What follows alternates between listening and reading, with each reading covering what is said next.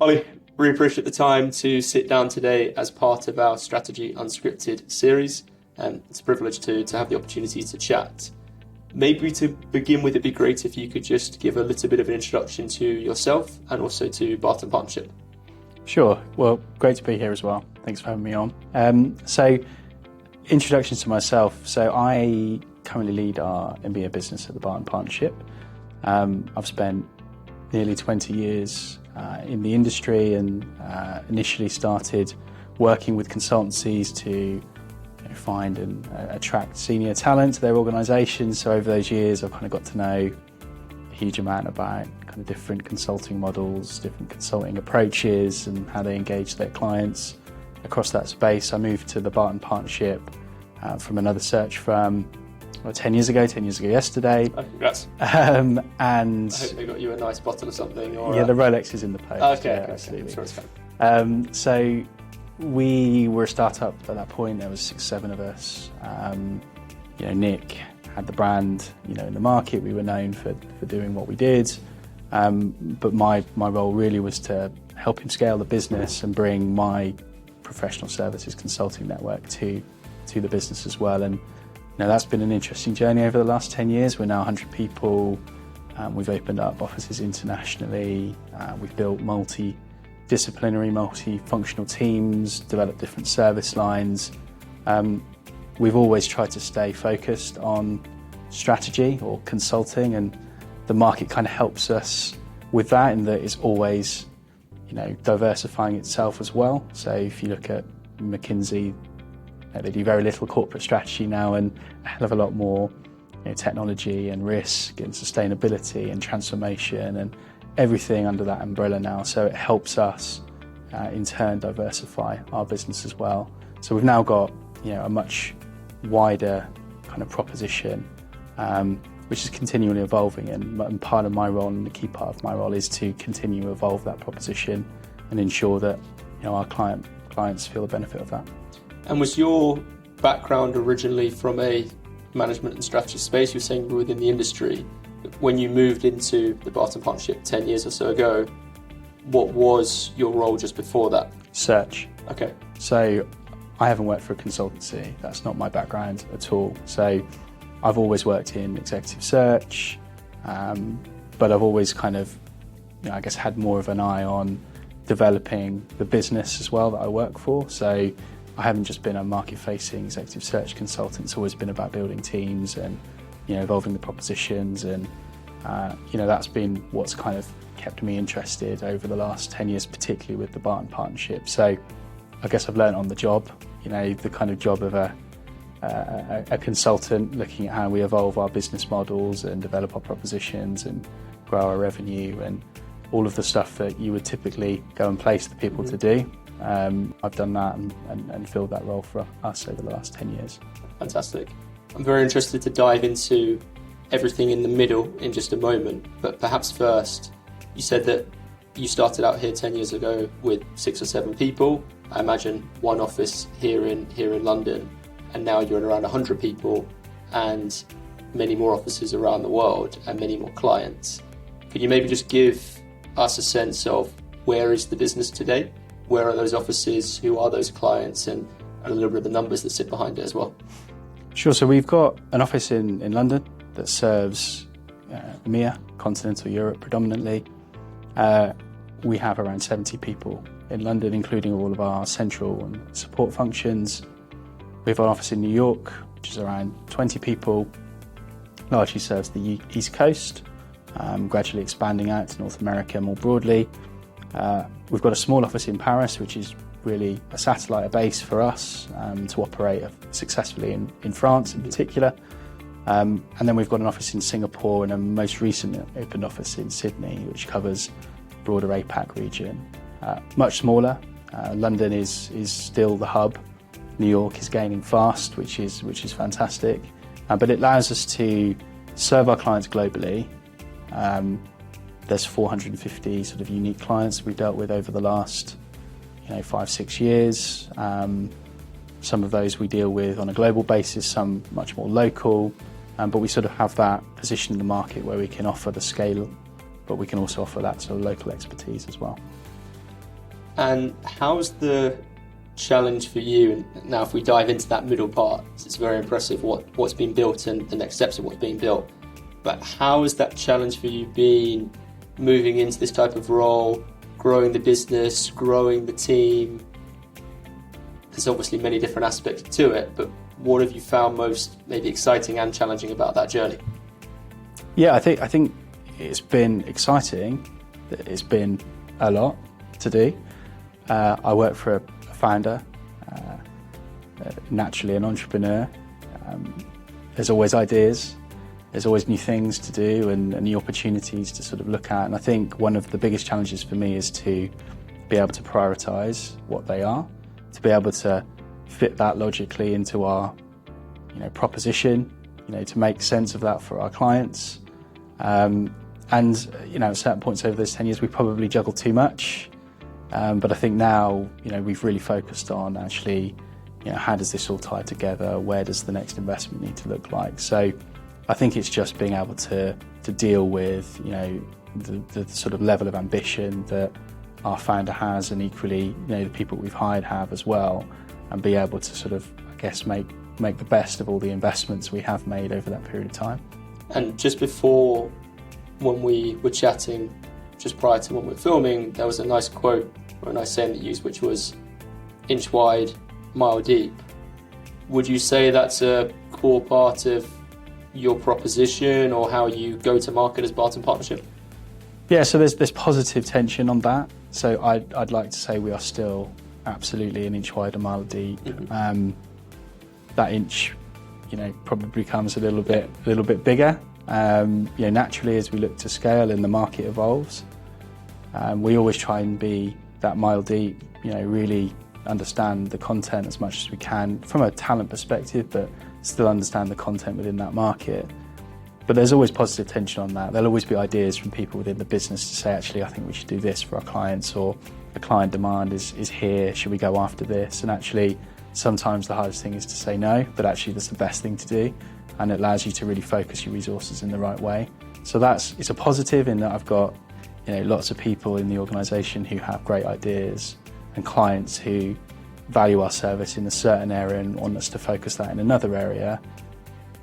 Sometimes that balance is saying no at the right time. And for many of your clients and the consultants that you place, they're going into these organisations and supporting with the development and execution of the strategy. For you as an organisation, and for you as a leader and one of those key leaders in the organisation, I'm just interested to know, how do you go about building and then executing strategy? Yeah, so we're, as I said, we're a talent-based organisation. So we've evolved from being a search firm, so helping a full range of clients sort of build and replace their teams at the senior end, whether it be group strategy teams, M&A corporate development teams, operating teams, partner teams, whatever that might look like. We developed an independent consulting proposition which complemented what we do on the search side, and that's evolved into, we've delivered around 4,500 independent consulting projects for our clients over the last 6 years.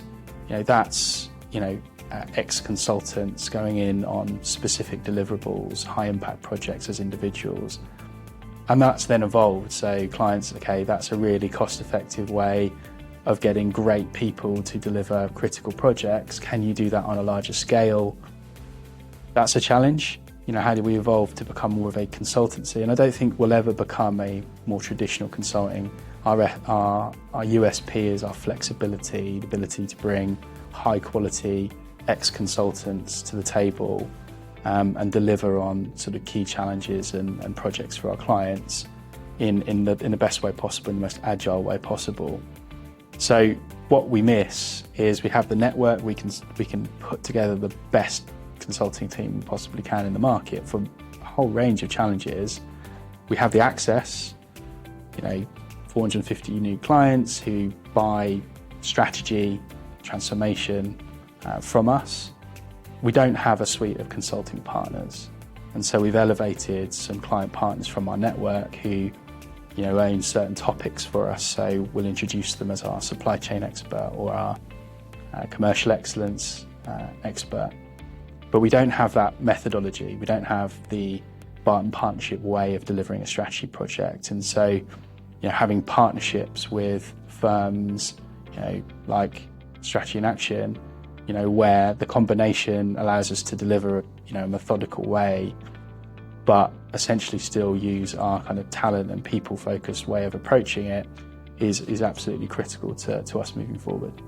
It's really interesting what you were saying about the progression and path that Barton Partnership has followed, and these additional elements that you've added on, whether it's independent advisory and so on.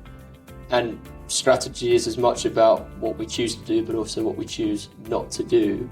How have you and some others in the organisation managed those challenges and opportunities? Because I'm sure there are all these areas you could go into. How have you then established that we're going to go and play there, we're going to go and play there, or we're not going to go and play there? Yeah. It's been a mixture of things. So, some of the things have failed fast, and, we've tried, we've put some resources and we've failed quite fast. So that's critical, right? Is that when you fail quickly, hopefully fail cheaply, learn and move on. Yeah, absolutely. Others, we haven't failed quite so fast, but we've learned a lot from it, and we've sort of built from it and evolved it to become something, that we want to then invest further in.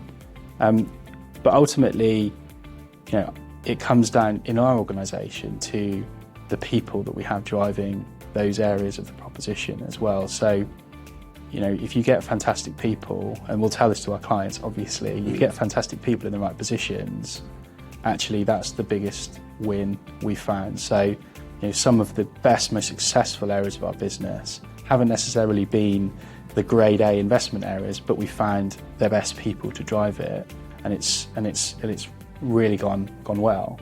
So I think the people, for attracting the right people, developing the right people, making sure it ties into the broader proposition where I get the benefit from the core of the business.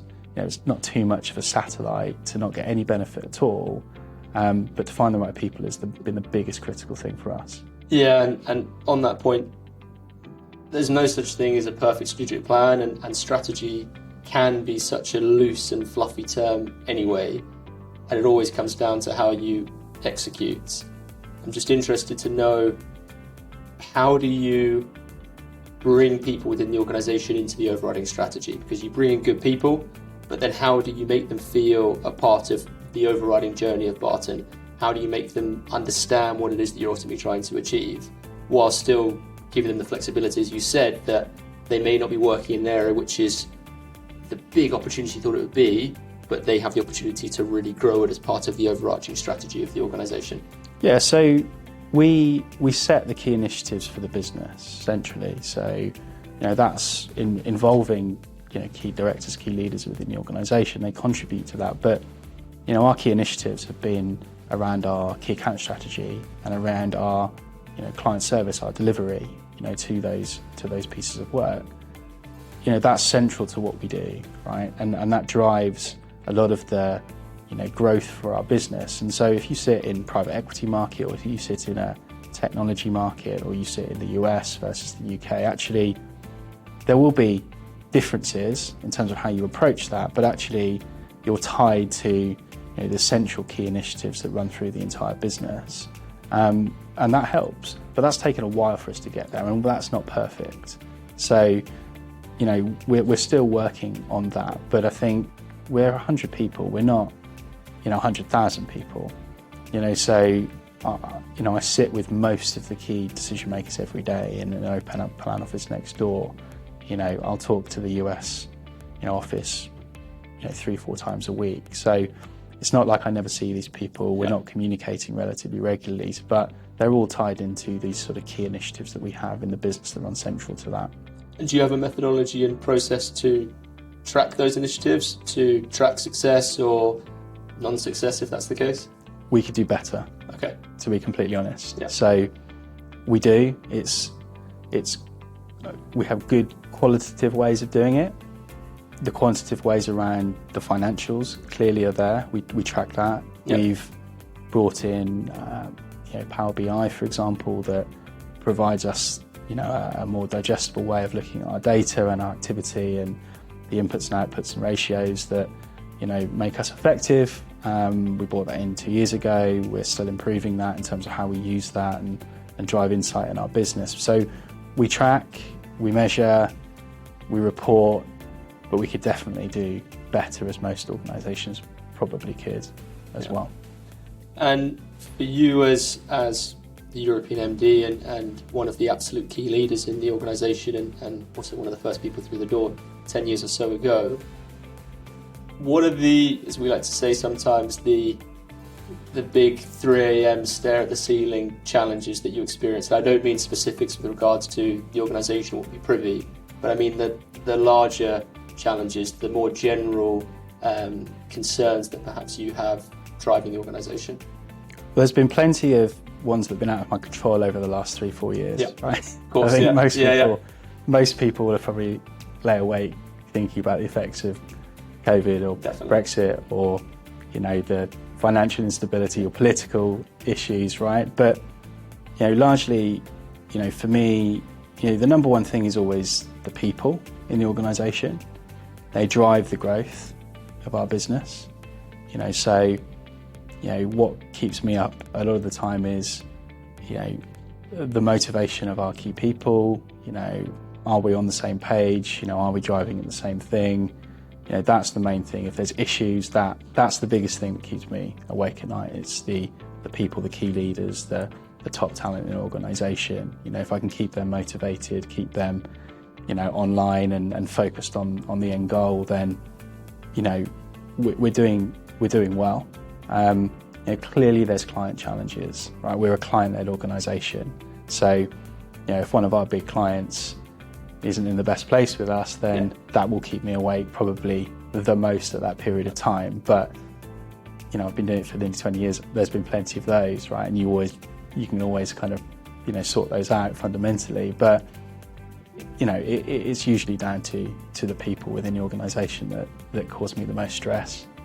And not to get you to reveal the secret sauce as an organisation that looks to place the best people and also leverage and include the best people in your own company, but how do you go about finding and nurturing talent and giving them the platform to ultimately succeed?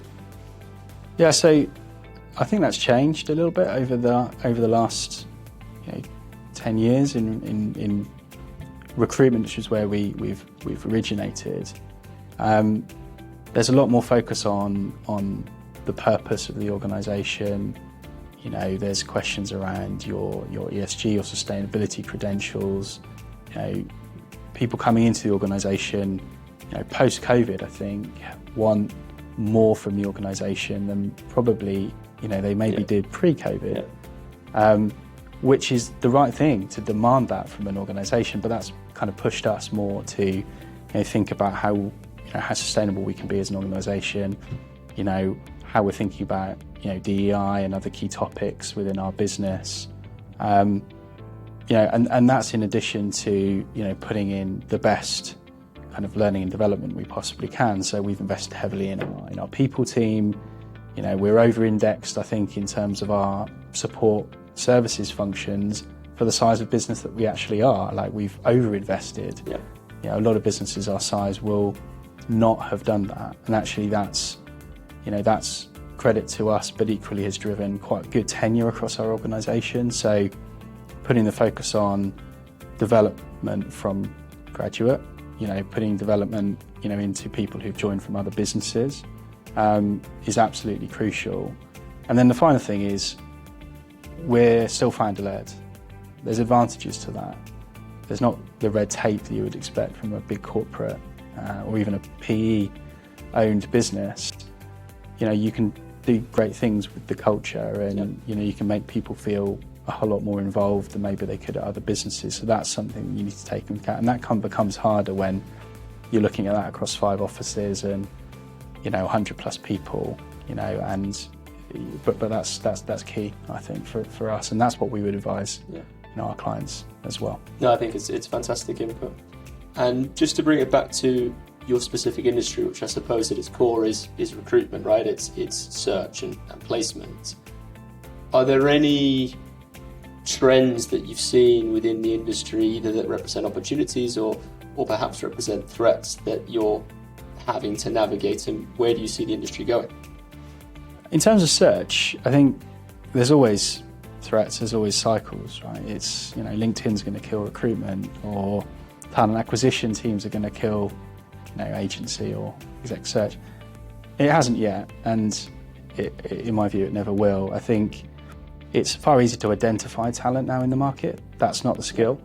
The skill is having the network, leveraging your network, qualifying that network, bringing that network to the table for your clients, being more consultative to your clients, bringing just different solutions to your clients. I don't think it's, you can't get away with just being a pure play recruitment business now. You can, but not the one I want to run. So thinking about how you innovate your proposition, you use that network to help your clients solve your problems, particularly in the area of the market we specialise in, is absolutely key to stay growing and stay as relevant as possible for our client base. I'm going to throw a few random questions at you now, just not to put you under pressure, but just to dive a little into a few topics that I'm interested to hear your viewpoint on. So to start with, if you were to go back 10 years, and of course we're all on a learning journey wherever we're at, but if you were to go back 10 years and you're able to benefit from everything you've learned and everything that's been done and mistakes that have been made over that period, what advice would you give, or what conversation would you have with yourself but also with the organisation at that time? It's difficult because would I change where we are today? I think what we've done over 10 years has contributed to where we are today. But I think less is more is probably what I would say to myself. Don't overstretch yourself as much as probably we have over that period of time. Potentially there are areas of the business that had we have dedicated more focused time to, they could be further along potentially in where they are than they are now, because we've taken a broader focus of different areas of the business to develop. So that's probably one of the key things. I think in terms of the profile of people that we brought into the organisation, I wouldn't change that. We've stayed strong to our core of hiring great graduate talent or great junior talent, bringing them through the organisation and mixing them with great people we've hired from competitors. But I think less is more is probably the main thing I would say. And on the topic of people, when not just you individually but teams and directors look to hire and build further, what are the critical characteristics that you as an organisation look for? Yeah, I think it's quite interesting. So we've had this discussion over the last 12 months. A common problem in certainly in search recruitment, but more broadly in professional services, is you tend to promote people who are great at what they do when it comes to billing or selling or whatever it might be, and you promote them into management roles, and that isn't either maybe what they want to do or what they're really strong at. They're really strong at selling and engaging with their client base. So actually being really clear about what the competencies are and what you want to see from your leaders is really important, and that's what we've probably realised over the last 12 to 24 months is actually we need to be clearer around what we expect from a director of a team or a practice, and not just hoping that really successful person can take that on there as well and wants to do that piece. So I think just being really clear on the competencies and really clear on the expectations, particularly around leadership, is massively important for us, and will be moving forward. And in your role, are there any particular resources, be they videos or books or academics resources that you tap into with regards to upskilling and learning about certain topics? Or do you feel that most of it comes from the actual on-the-ground work within the company? So it's definitely something that I'm getting better at using, external sources. So we are, for example, we're now a member of the MCA. It's been a good resource. It's been eye-opening because I'm sitting in a room with consulting partners, people not in the basis that I'm going to go and place them at another consultancy. I'm there as someone who runs a consulting business, and so they have a lot of resources available that you can read and use, but equally just sitting around a table talking about challenges within that market with a group of people that run boutique consultancies, attending dinners and listening to speakers, and that's been really, really useful, and then networking off the back of that in a very different way. So you can I can read books and I can listen to podcasts, and you can scribble some notes down and you can kind of apply them. But actually that real-time learning with people who are going through very similar challenges or approaching it in a different way in a different market has been the most useful thing I've found in the last 12, 24 months. And just the final question from me, as an organisation, what's at the crux of what you do is building long-term, beneficial and valuable relationships with clients, and often they're large organisations. What for you are the critical elements that you need to deliver in order to build and retain those type of relationships with clients? Transparency and honesty is probably key. So as a specialist in the market, we'll say no to things, right? And when I think that's a valuable thing in most businesses, but certainly when you're a specialist, when you're known for doing something really quite specific, your reputation is everything, actually. And so being really honest and open when things are going well, when you can't do things, when equally things are going not so well, is really important to kind of continue and build relationships. I think being agile and flexible is a massive pro for us and our business, because we're not a global exec search business, neither are we a traditional consulting business, and so our solutions are naturally more bespoke, and so clients work with us because they have the premium brand and track record that we have built, but equally they know that we don't have to deploy a team of 5 for 6 weeks to get out of bed, right? Actually, or we don't have to charge X amount, hundreds of thousands for a placement. Actually, we're competitive, we can be flexible, we can be bespoke to their needs, and actually they use the resource they need, not the resource that we have to deploy. So that's massively important for us when we're delivering to the client. They would be the two key things for me. It sounds to me essentially what you're saying is authentic, transparent, customer-centric relationships. Yeah. And customer-centric is the critical part of that.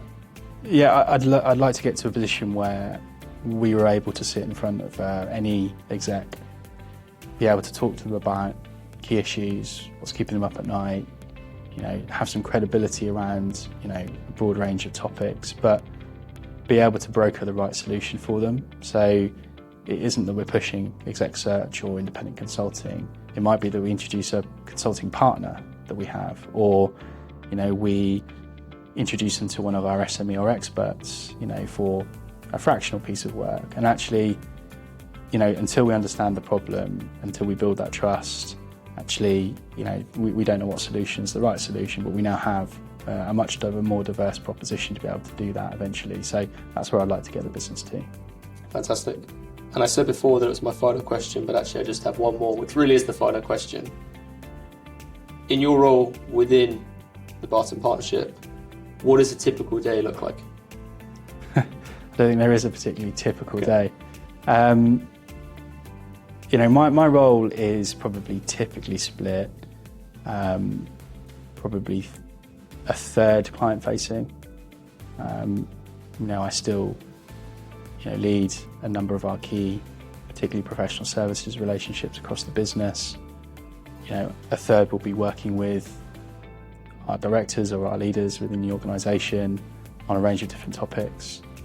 And a third will be developing the proposition, or be doing the thinking, the the change management piece to get the organisation to where it needs to be. That's roughly what my week would look like. That dials up and down, clearly, but that's roughly what my role entails. Great. Well, look, really appreciate the time, and in the spirit of juggling those and spinning those many plates, I won't keep you for any longer. So fantastic to have the opportunity to sit down and chat. Really appreciate all of the insight and expertise, and look forward to the work together to come. Thank you. It's been a pleasure. Thank you.